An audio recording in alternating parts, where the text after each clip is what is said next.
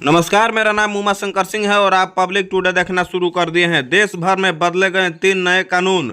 जिस कानून के बारे में पदाधिकारी और आम जनता के बीच हुई वार्तालाप, बिहियां थाना परिसर में किया गया बैठक में बिहियां थाना क्षेत्र के ग्रामीण इलाके से आए हुए सामाजिक कार्यकर्ता एवं जनप्रतिनिधि तथा आम जनता के बीच वार्तालाप हुई। वहीं नए कानून के बारे में आम जनता और जनप्रतिनिधियों को जानकारी दी गई। आइए देखते हैं क्या कुछ कहें बिहियां थाना परिसर के पदाधिकारी और आम जनता के बीच हुई वार्तालाप। आज थाना परिसर में 3 नए आपराधिक कानून के संबंध में आज बैठक की गई है। ये बैठक पूरे भारत के सभी थानों में किया गया है। इसमें यह बताया गया है जो पहले आईपीसी थी अब बीएनएस के रूप में जाना जाएगा, पहले सीआरपीसी थी अब बीएनएसएस के रूप में जाना जाएगा और भारतीय साक्ष्य अधिनियम को भी बीएसए के रूप में जाना जाएगा। इसमें बहुत धाराओं को हटाया गया, जो फालतू धाराएं थी जिसका कोई औचित्य नहीं था उसको हटाया गया और कुछ धाराओं को जोड़ा गया है।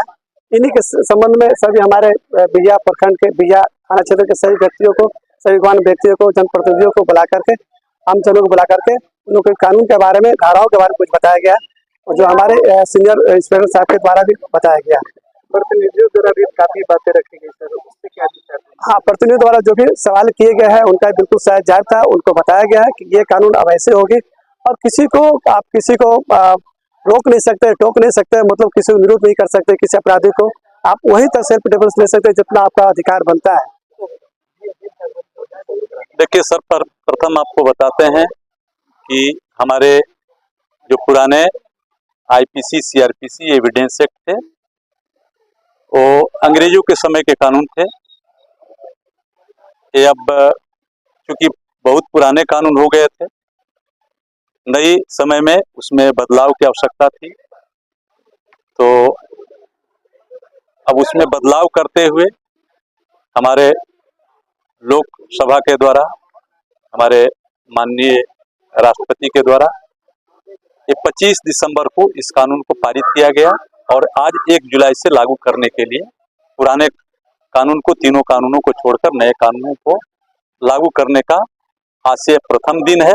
इसीलिए नए कानून के संबंध में पब्लिक में भी जागरूकता हो, वो भी जाने कि नया क्या है और पुराने में जो बदलाव हुआ है वो क्यों बदलाव किया गया।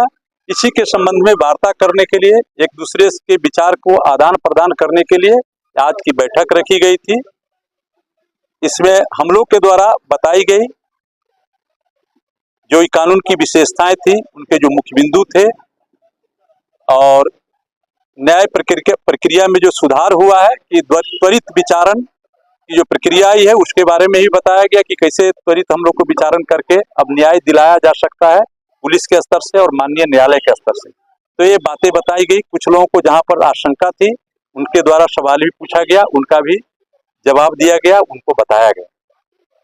कोई भी सर आपराधिक जो आदमी है अगर थाना लाए जाते हैं तो वीडियोग्राफी की भी बात की गई, उनके लिए क्या क्या कानून?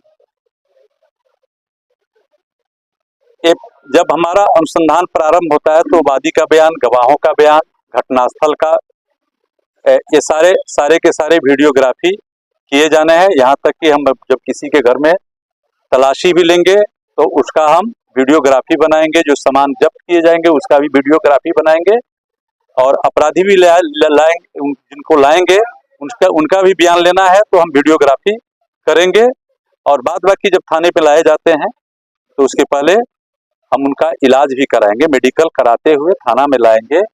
और यहाँ पर भी आप लोग देख ही रहे कि पहले से थाना में कैमरा लगा हुआ है, तो अब जो पहले आरोप प्रत्यारोप जो लगते थे अब वो किसी को लगाने का कोई गुंजाइश नहीं बाकी रह जाएगा कि लोग किसी पर आरोप प्रत्यारोप लगाएंगे। बिल्कुल पारदर्शी रखी गई है वीडियोग्राफी और फोटोग्राफी के माध्यम से, ये प्रक्रिया नहीं लागू की गई। सबसे अहम बात है सर, गवाही की बात कर रहे थे। पहले जो गवाह होते थे या जज न्यायालय में पलट जाते थे, उनके लिए क्या कानून बनाएगी?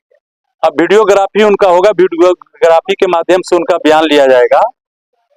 तो जाके जो कोर्ट में हॉस्टाइल हो जाते थे और कहते थे कि अनुसंधानकर्ता द्वारा मेरे बयान को तोड़ मड़ोड़ कर लिख दिया गया है, गलत लिख दिया गया है, अब ये गुंजाइश नहीं रह जाती है। उनका बयान माननीय न्यायालय में प्रस्तुत किया जाएगा। यदि वो गलत बोलते हैं, हॉस्टाइल करते हैं तो माननीय न्यायालय इस पर विचार करेगी वीडियोग्राफी को देखकर।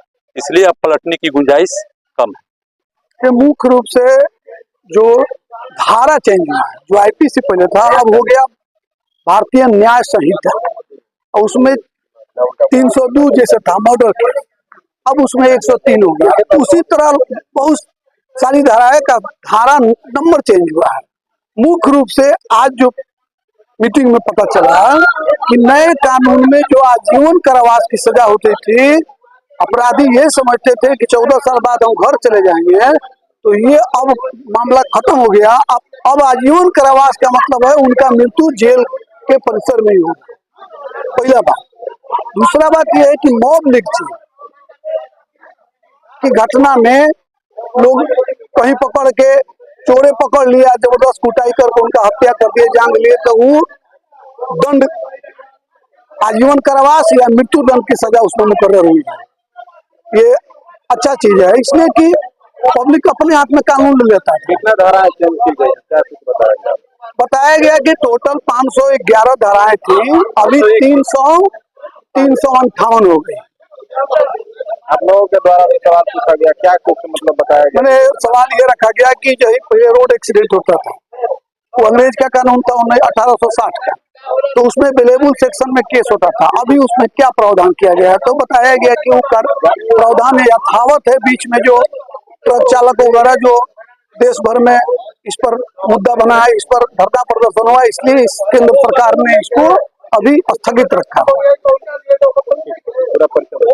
जी, मुराद हुसैन, जिला अध्यक्ष, राष्ट्रीय जनता दल, पंचायती राज प्रकोष्ठ भोजपुर। कानून को लेकर आज थाना परिसर में बैठक किया गया था, क्या कुछ इसके बारे में बताया गया? नए कानून का हम तहे दिल से स्वागत करते हैं।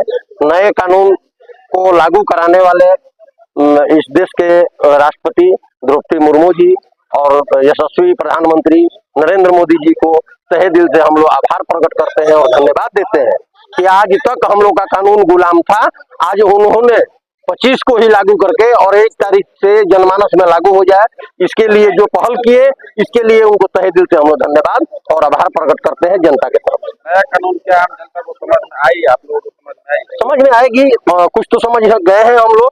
कानून में बहुत सारी ऐसी बातें होती है, जब क्रिटिकल आता है उस समय आदमी समझ जाता है। कानून में सबसे बड़ी बात है कि अपराध करने वाले अब होशियार हो जाए कि अपराध करेंगे तो वंचित नहीं रहे। पहले अपराध करके और इधर उधर करके लोग बच जाते थे, तो बचने की गुंजाइश नहीं। अरविंद कुमार पांडे, जिला मंत्री, भारतीय जनता पार्टी, भोजपुर।